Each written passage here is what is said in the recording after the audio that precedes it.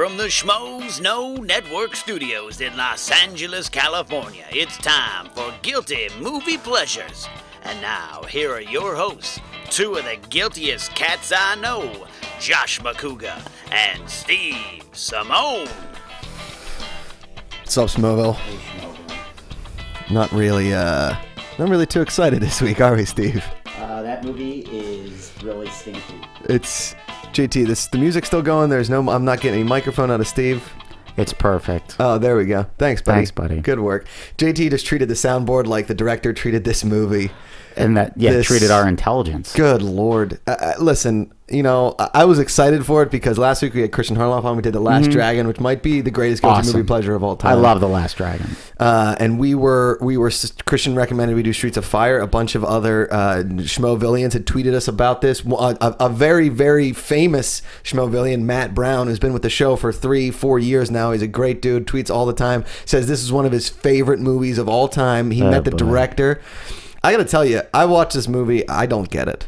I thought it was really stinky. Yeah. Like, it was so stinky. Like, I didn't even care. Like, sometimes you watch something and it's so awful, you're like, this is kind of great. Right. Like, when you have a friend that's so annoying, you're like, let's hang out with them all the time. Right. You know what I mean? But, oh my goodness. Like, I zoned out. I just got done watching it. I had never seen it. Right. I'd never seen it. I borrowed the DVD from you last night. You came by the comedy store like you were. Deal. Yeah, it was like an arms deal, and you just pass off the DVD. I'm like, all right, wake up, watch this thing, go do the podcast. Yeah. Oh boy. Oh boy. This was kind of like you hooked up. Everybody in school said she was the hottest girl in your school, right? Everybody's like, you got to hook up with Ashley. You got to hook up with Ashley. And then you get to Ashley and she doesn't have, like, she's got the weirdest boobs you've ever seen. You're like, oh, and man. a third nipple. And, like, she's really hairy. And you're like, oh, God, we didn't see this. So bad. I mean, this is where we start. We start out. Okay, let's talk about the positives up top. Okay. Diane Lane, smoking hot in this movie. Don't you think? I like the chick that played Michael Pereira's sister. Riva. Riva from Too Close for Comfort, right? Correct. That chick was hot. She was a really good. I thought she was really good in this movie. She was the only person that appeared to not be indicating their lines or just talking in exposition. That's Michael Pere.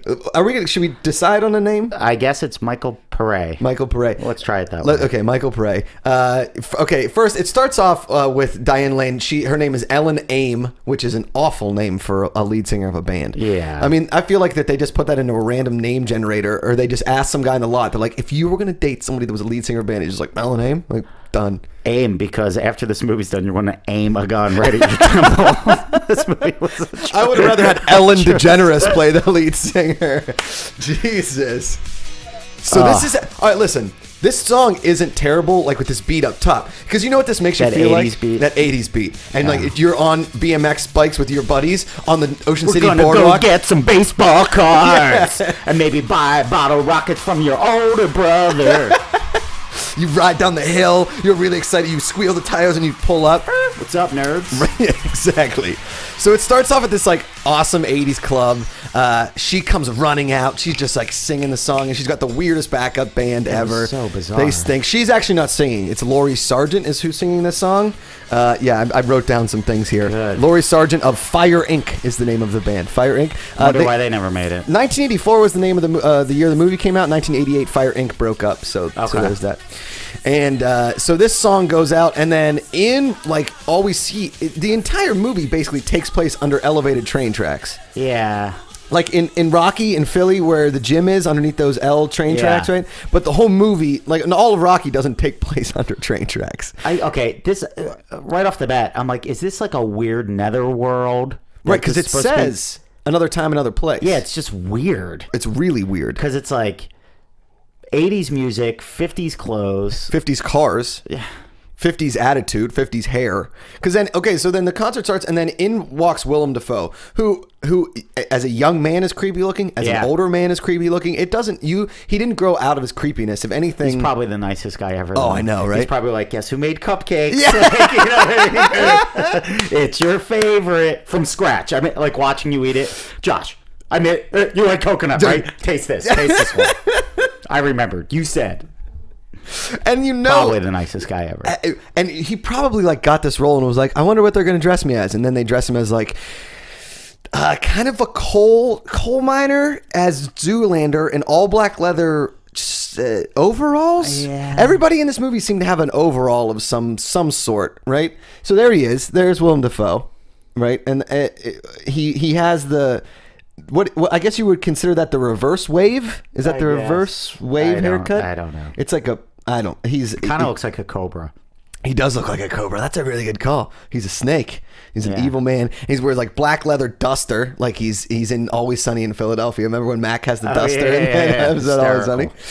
And he comes in and he just they just raid the concert venue. And the guy who's running the concert, who's pissed that they're having a benefit show because he's not going to make any money, is Rick Moranis. Who played so against type in this. No, I know. He's always so likable in this movie. Yeah. He's such a doucher. Yeah. And he plays the guy when you see, when you're at a baseball game or you're at any kind of Hollywood event and you see a really hot girl with a really old, like ugly dude or just an ugly dude in general, and you're like, he's got money. That's what Rick Moranis is. That's this entire city. That's this whole place. Ugh. And so then Willem Dafoe and his biker gang, and because as soon as they're on motorcycles, they're bad people. It doesn't. Motorcycles. That's how they're trying to set it up. Right. Motorcycles have never been used as a good tool. Like a guy doesn't show up in town on a motorcycle and be like, "Hi, I'm the local preacher here to save this town from the devil." It's. Yeah, but I know people that ride motorcycles in real life, and they're always the best people. They're very Court McCown. Lazy screenwriting. Great. Yes, exactly. Well, in comes JT has something he'd like to say. JT, Top Gun, Maverick starts off on a motorcycle. That's true. Come on. Sorry about that. All right, JT corrected me on that one. So Maverick is the buck of the trend. But in gang terms, if there's a whole bunch of guys riding on motorcycles, let me just stereotype the whole thing. Yeah. There's a whole bunch of guys on motorcycles. More than likely, they are not good people. Yeah. Unless Pee Wee Herman has a dance off with them and then they become best friends. Yeah, very true. God, you keep bucking my stereotype. Right? No, it was great because to me, the best part later, we're going to get to it, but I just want to say when Dottie shows up, I was just like, going to all say, right, that's fantastic. Ellen Ames' biggest fan is Dottie. Yeah. Dottie. Dottie. Why can't we do Pee Wee's Big Adventure? That's a guilty pleasure. I don't know. I think that's just awesome. All the movies I think are awesome, people are like, you can't do something awesome. You have to watch this snooze fest for 2 hours with the guy from Eddie and the Cruisers trying to act like he knows karate. So she gets kidnapped, and then you see it goes straight to a telegram, and Reva signs up like, Tom, we need you back here. We need you back home. Come on back. Yeah. Reva, right? So then it just cuts to the train, and out walks, and there's nobody else on the train. I don't know if you noticed. There's never a passenger on the train the whole movie. He's the only person that rides the train. Maybe it's a metaphor. Maybe it's the fact that those trains look really shitty. Those trains are always dirty. In their areas, there's our buddy Tom Cody. He's crushing it. Yeah. In his duster over top of like a suspender high-waisted pants that our dads may have worn in the 20s. Like our dads, grandfathers, they come out of the steel mill, but they can't get their pants dirty on the bottom because then they got to wash it, so they hike them up with these suspenders, and you come home and he takes it off and it just drops. Then he eats beans out of a can and fights somebody like this. And that's how he fights in this movie. He does like some of those slap hits, and he does the old man fighting. The first time you see that he's supposed to be a badass, yes, is that scene in the diner when he goes to see Reva, right? Right. Which by this time, 3 plate glass windows have already been broken, and then he throws 2 more guys through more plate glass. So every window in this town is broken at this point. Yeah. Right. He goes to see Reva in the diner. Weird thing with the knife. With this butterfly knife. Yeah. Which we used to have this place in Pittsburgh. It was called Trader Jack's. I'm already in. Okay. Anything with Trader in the front of it, I'm like, I'm listening. Yeah. It was a flea market. Nice. And so townies could go and like trade their fleas or whatever, like their products of crap. And then there was like a big empty warehouse, and you could buy anything. We got like bongs there, knives, fireworks, old records, posters of naked chicks like that. Yeah, and it smelled weird. You know that like smell? Mirrors that had like the Van Halen VH silk screen on it. Yeah, and a Bart Simpson pinata. Yes, I love all that stuff. It's like the Surf Mall. Remember the Surf Mall in Ocean City? Yes, it was like that, but like times 5. Want a Karate Kid headband? Check. Check. Want a T-shirt of Spicoli that says "dope" on it? Check. Want a bed sheet of Reservoir Dogs? Check. Alf sleeping bag? You got it. You got it. Thanks, Brody. And so So we went to Trader Jack's and we all bought butterfly knives because we saw like a movie that was well, not it wasn't this piece of crap, but it was a movie and you could wing the butterfly knife around and then that sounds totally safe. How old were you? 12. Perfect. And I switched like the first day with the butterfly knife. I'm switching around, and got a huge slice right in my finger. I had to go get stitches. My mom was like, "Where the hell did you get these?" I was like, "Tom Cody, you bastard." So right off the bat, he's supposed to be the town badass and he's going to save the world. Yeah, and he's supposed to be like an army guy, right? Well, we get that after he goes into that bar and meets Kevin Costner's wife in Field of Dreams. Oh yeah, right. And she plays the ultimate tomboy, and she's like, "You're not my type." Basically, the '80s way of saying I'm a lesbian. I only like to eat out girls on a weekend. Yeah, but don't they leave together? Yeah, but she says he's not his type. You know what I'm saying? So yeah. So she keeps muttering, "You're not my type. You're not my type." And she lays out Chet from Weird Science. Yeah, that was pretty him. sweet. Yeah, that was awesome. That scene was pretty sweet. Yeah. Well, that's Bill Paxton with the dead tooth. Yeah. Dead tooth bartender, Clyde the bartender. He goes in there after talking to Reva. Reva's like, "Hey, Ellen Aim got kidnapped, yada yada yada." He goes over. He's like, "I've always been a tequila man." And the bottle of tequila looks like a bottle of root beer. By the way, it's got like a bottle cap on it. She punches out Clyde after he hops over the bar, grabs the tequila. They're out. Yeah, because he was like, "I want to see your money," and she shows the money, and then he was like, "I don't like your face," and she's like, "Everybody's an asshole, right?" Yeah. And she's like, I'm a soldier, but I ran out of wars, was her line. That is a tremendous line. It's a good one. I'm going to start using that, actually. All right, this movie's starting to grow on me a little bit. That was a great line. We got a winner there. And then he's like, "I've always been a tequila man." He's like, "Do you always come armed?" Or no, he's like, "I like to shoot guns, but I didn't win no medals for it." Oh, yeah. So that was a good little exchange between soldiers. It's like, "Oh, you think you're tough? I'm tough, too." Yeah, right. And she's, by far, the most non-attractive. I mean, she's ugly for all intents and purposes. In this movie, she's not very attractive. They try to make her look less attractive, for sure. I mean, she's got this terrible hair underneath like a no leather makeup, bulb. a weird hat. Yeah, gross. And always, she looks like she's still in army gear, but army in... She's dressed like a little rascal.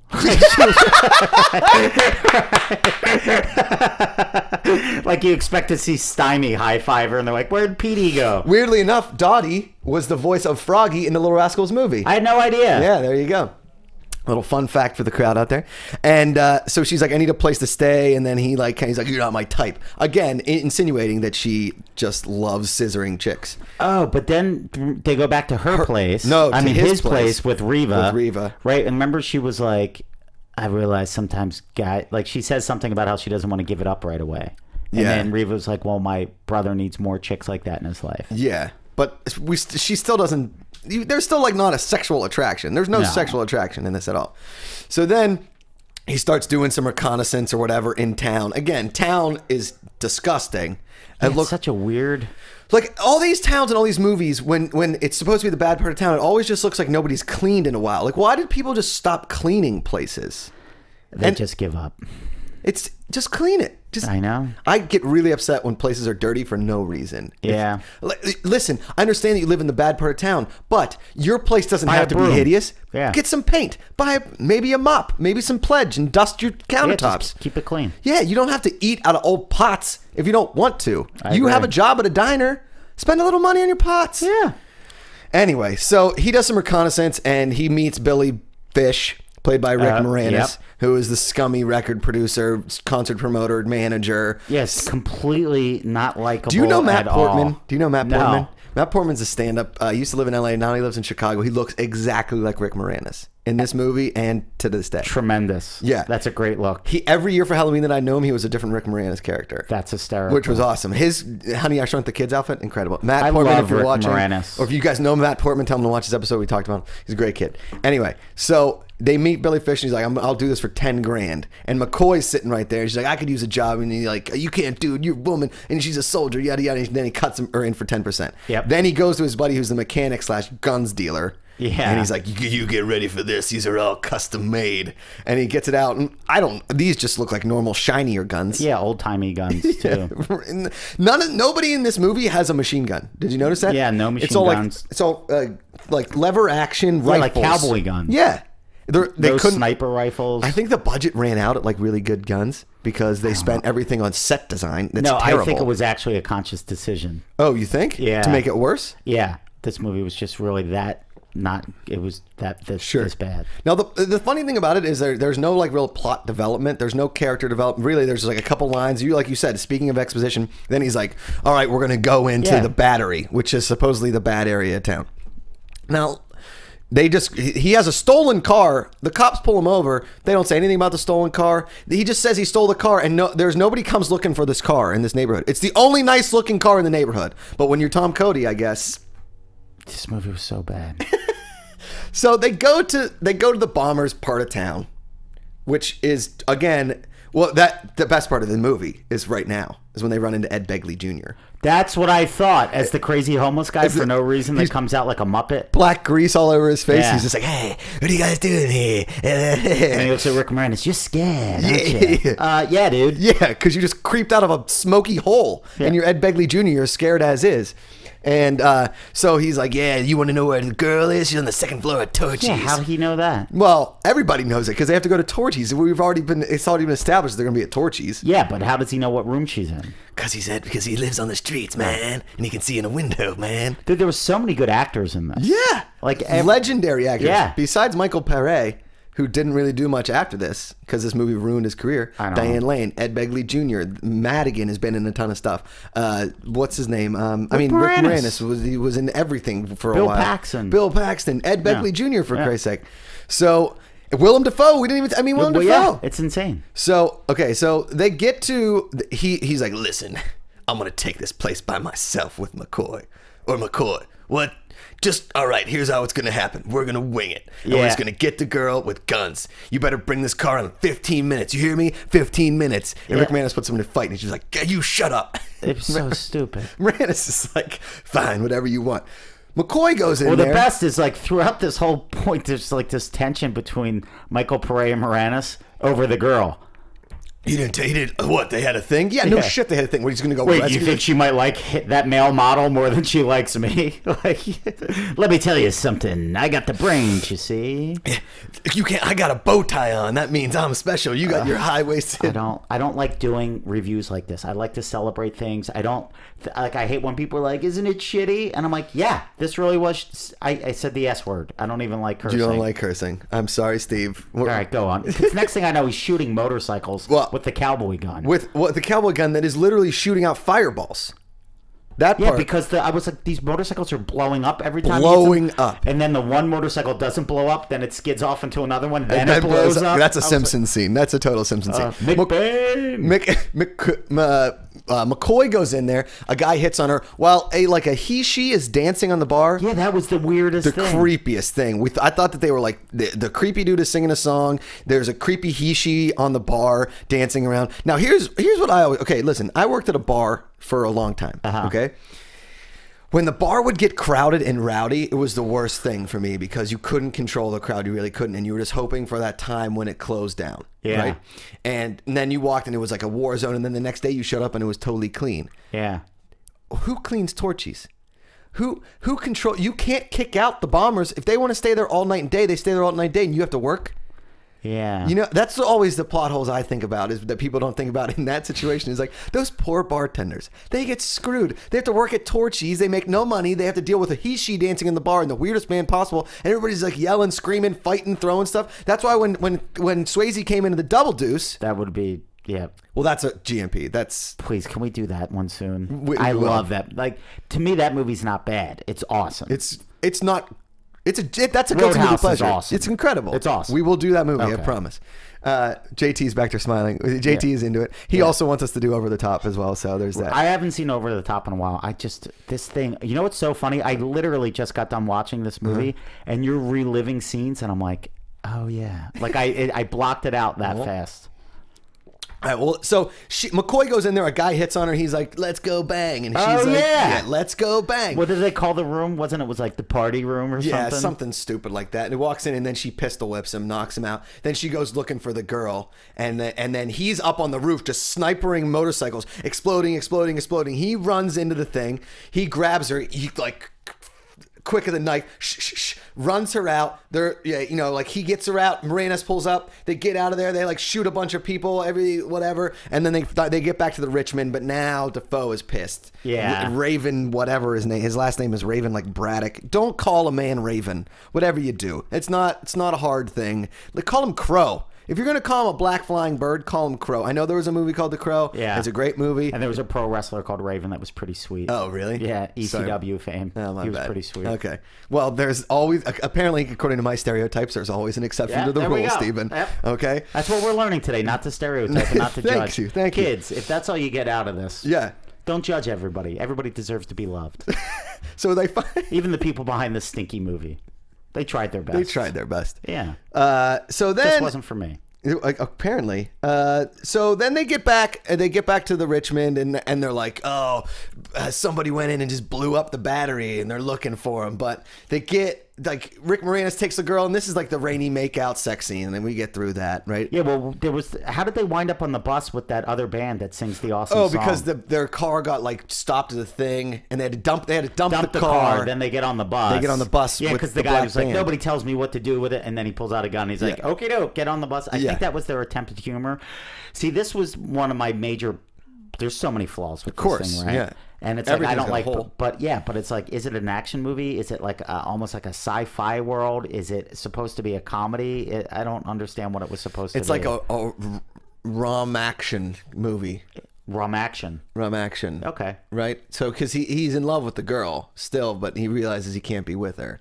Yeah, but did we even touch on that? Like the girl that gets kidnapped was Michael Pere's. Well, we know that. As soon as she gets kidnapped and he shows up in town, we know that he's coming for the girl. Yeah. It's not hard to figure out. The most beautiful girl in this crappy part of town where everybody's a hideous Dick Tracy character. Yeah, it's so and weird. The only good-looking guy...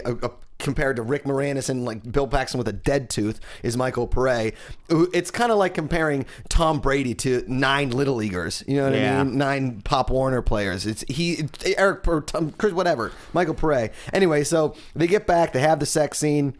Or no, they meet the black guys in the van and they start singing doo-wop, which is maybe the best part of the movie. Yeah, those guys were talented. They were pretty good. And Ellen Ames like, yeah, you can open for me. And Rick Moranis like, you can't do that. And then how did Dottie get on the bus? Because she was the biggest Ellen Ames fan. She saw her when they got back to the thing, and they rescued her back in the Richmond. Was their part of town. So then the cops are like, you can't do this, and then here comes Raven. He's gonna start a fight. He wants to take Ellen Ames back. Yeah, they blow through the cop barricade. Okay, this is another thing I didn't understand. Okay, like I seriously I'm like, wait, what's happening here? Right. They hijacked the bus after they blew up the Raven. And then there's the police barricade. Yeah, and they're gonna try to just get through the police barricade by talking. Then Rick Moranis shows up. Yeah. And he's like, I got this. Yeah. I know how to hit. And he tries to pay off the cops. Right. Then the cops are like, yeah, you were awfully trying to fast to get us off this bus and real easy to try to pay us or whatever, something stupid. Yeah. So they're like, search the whole bus. Now they blow through that cop barricade. Yeah. Right? Because the cops are fugitives, I'm guessing, because of what they did to the bad guy motorcycle gang. Yeah, I'm guessing because that's illegal. Yeah. Even though the bad guy motorcycles had shooting motorcycles. Yeah. All right. But then the next scene, they pretty much show up at a police station. Yeah. And to bring back Ellen Ames, like, hey, she's back. We did it. Yeah. Whoops, yay. And it's like, wait, there was APB for you guys. Well, there was, but they never saw who it was. So the cops like, you know who blew up? They're like, no, we just found her on the side of the street or something like that. Right. Okay. So now Raven's getting pissed. He wants to know who's who, what. And because he threatens him before. He was like, okay, now they're going to have a showdown, essentially, like a cowboy movie. Right, it's a cowboy movie. So this is the part of the movie where whoever did the writing here, and this movie is rated PG, by the by. Yeah. Okay. They're up on the train tracks, like they're back in love to a certain extent, and they're like, there's still this thing, and he's like, I got to go back in another way. Yeah, well, because, okay, she's mad at him. There's... some sexual tension of sorts. Yeah, like Diane Lane and the guy from Eddie and the Cruisers. Right. I guess we have to watch Eddie and the Cruisers to redeem? Yeah, it's a good movie. Okay. She was like, I can't believe he had to pay you to do this or something. He was like, there was a time I wouldn't have done it for money or whatever. But then when he finally does get paid, he takes the $1,000 for McCoy, for the Field of Dreams chick, and then throws $9,000 back at him. Then she follows him outside. what did you want me to do? Yeah. And then they make out in the rain and then do sex. Yeah, and then do sex, and then Raven comes calling. He's going to take the town back, right? And he blows. And the police have their plan where they're like, we don't want you here, Eddie and the Cruisers guy. Right. We got a plan. We're gonna have a lot of guns. Yes. And he blows that horn. Yeah, that was kind of hysterical. That was kind of sweet. Like, the bad guy Raven shows up, the guy from Spider-Man, and he's on a motorcycle. And then the cops are like, "We're ready for you." And there's like 3 cops, and Raven's like, "Oh, are you?" And he takes out a referee air horn, like the type of thing you would have used in high school if somebody was taking foul shots and gotten kicked off the bleachers. Yes. And then like a million motorcycle guys show up. Yeah, exactly. And and then Chet from Weird Science is there just to watch. Yeah, the streets are desolated. Yeah. But before that is when. Now I'm getting confused because before that is the scene you told me to look out for. Yeah, and that must have been when I went to go get some. I was so broken by this point. He's got to go. If it wasn't for this podcast, I would have stopped watching this. Yeah, I'm sure you 7 minutes. Okay, so he has to go like back or something, and she fights, and she's like, "You can't go back alone." He's like, "I got to do it," and she's like, "No," and he just punches her in the face. He punches his ex-girlfriend in the face. He punches Ellen Aim in the face, like really hard. This is a dude who's been taking out motorcycle gangs with his fists. He's supposed to be the hardest guy in 19 counties, in wherever the F they are, underneath train tracks. And he cold clocks her, and McCoy is right there. And she's like, women. Psh. Like she basically it's my gosh. He basically he hits a woman. Knocks her out. That's his solution, is beating a woman. JT, he's shaking his head back there. Is beating. I must have. I don't know what I did. Because I remember I was like, he Ray Riced this girl. Oh, that's terrible. It's terrible. He knocks this girl out, and they're just like, well, I'll take her here. Don't you worry. I'll meet you around the corner. We'll meet back. And then this is when he and Defoe fight with train hammers. So he comes roaring around. The cops are waiting. Defoe's waiting there. He's like, this is between me and you, right? You took out my gang. I'm going to take you out, whatever. And again, it's still Michael Pyre and Mrs. Kevin Costner and some cops. And they're like, no, this is a one-on-one fight between me and you. And the dude recommends, he's like, why don't we try something different? And they just hand him 2 train hammers, which are basically miniature sledgehammers. They're lighter weight sledgehammers. Okay. That have like harder things. And then this is when they go into, they know how to fight with these things. And they keep blocking it with it. And one thing leads to another. Then Michael Pare wins, but instead of smashing his head, he throws the hammer. He throws the hammer, and now they fight with their fists. Now they do the old timey fight. He takes off the jacket. He's just got the suspenders on, and he beats Willem Dafoe. Willem Dafoe takes off. They push him away, and they're about to like fight, and then Clyde is left. Yeah, he ran because he got us scared. You think? Yeah. And because of the horn and all the motorcycles, he takes off and comes back with like 150 local youths with anti-Oakley guns. Yeah, everybody has guns. And then they leave. Movie's basically over. Yeah. They've saved the day. Yeah, because Michael Pare wins. But tell him how he wins the fight. It's so ridiculous. Like, the fight scene even sucked.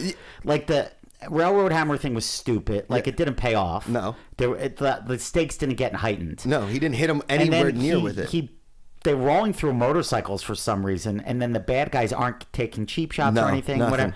And then he hits him a couple times, and then William Dafoe is standing there. He literally just pushes him over. He's just like, you're knocked out. You're done. Yeah. He's because he finds him, a little bit of solace in his soul there, and he feels bad for Willem Dafoe now. I don't know.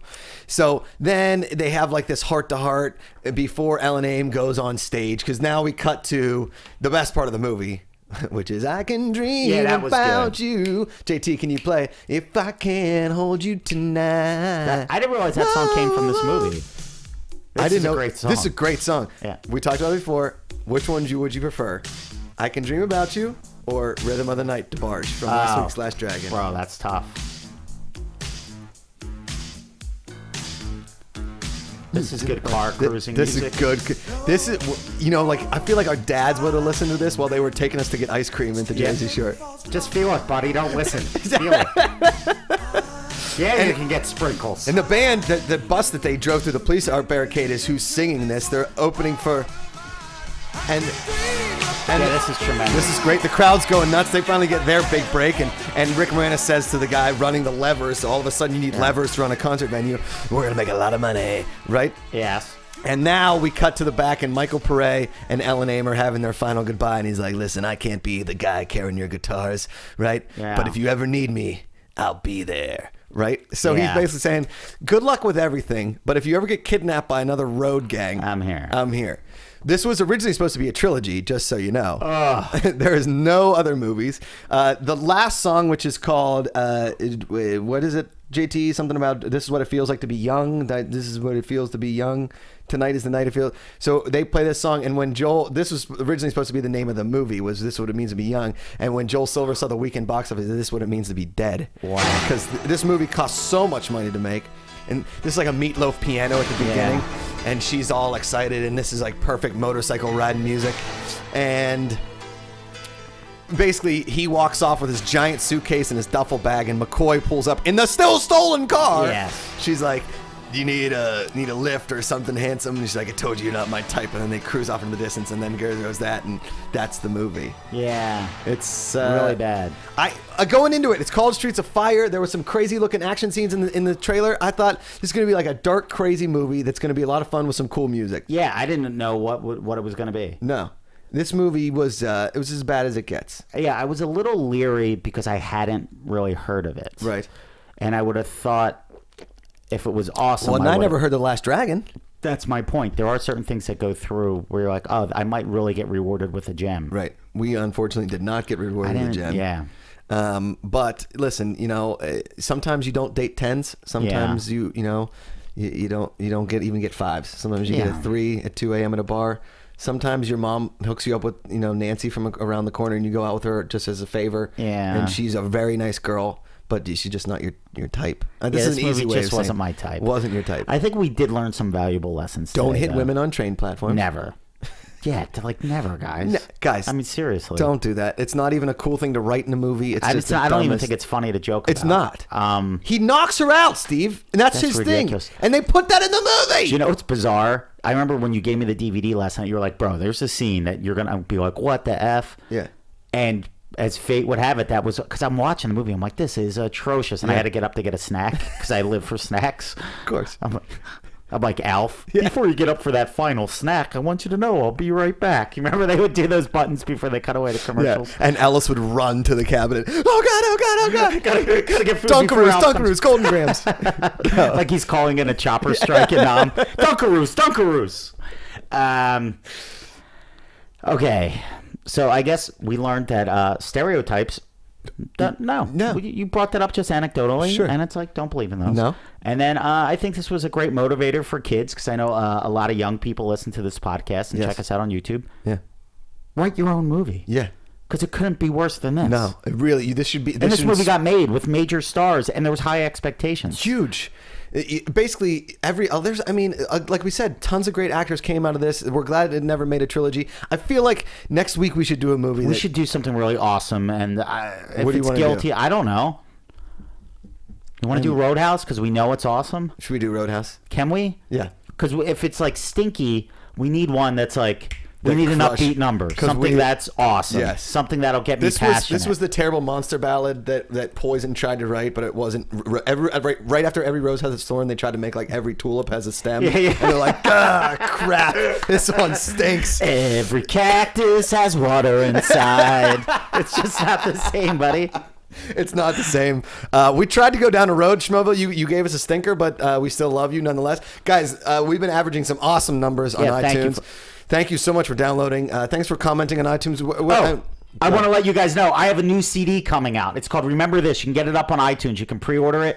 If you see stinky movies like this and you need to be lifted, let's check out my CD. And we'll put the link to it in the description on this video on YouTube. And so check out. We'll try and comment on as many as you comments. We're busy guys, so we try to get to as many as we can. And I just don't know how to do it yet. He's going to get there. We're going to get there. Subscribe on iTunes. Tell all your friends. Give us 5 stars. Leave a comment. We know there's a ton of downloaders out there, so if you guys are listening, please comment. Tell all your friends. Share it. Tweet it.